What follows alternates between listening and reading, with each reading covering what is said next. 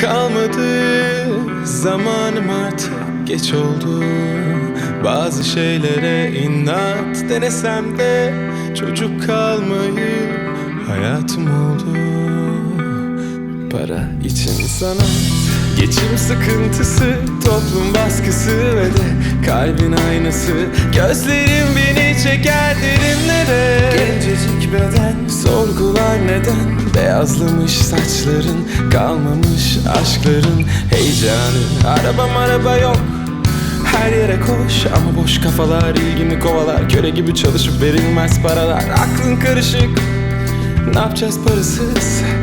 Dertleri kovala, geçmez belki. Bugünü atlat, yarını ne yapacağız? Kabardı defter, ellerinde kaybolur gider zaman. Sisteme göre, kendine göre hayatı kim bulmuş doğduğu zaman. Bir kere düştü ve o günde zaten kralsın, varsa halini saran. Baktım geri kaldım, düşüncelerde çok yol aldık sandık. Ellerimizden uçtu zaman. Bilmediğimden değildi ki anlatamıyor bazen insan. Baktım geri kaldım, düşüncelerle çok yol aldık sandım. Ellerimizden uçtu zaman. Bilmediğimden değildi ki anlatamıyor bazen insan.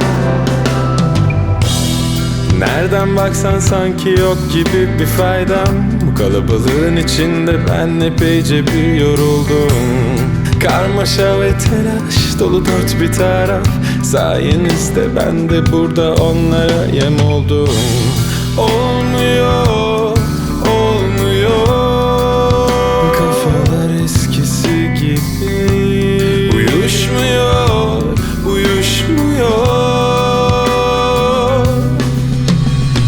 Baktım geri kaldım, düşüncelerde çok yol aldık sandık. Ellerimizden uçtu zaman. Bilmediğimden değildi ki anlatamıyor bazen insan. Baktım geri kaldım, düşüncelerle çok yol aldık sandım. Ellerimizden uçtu zaman. Bilmediğimden değildi ki anlatamıyor bazen insan.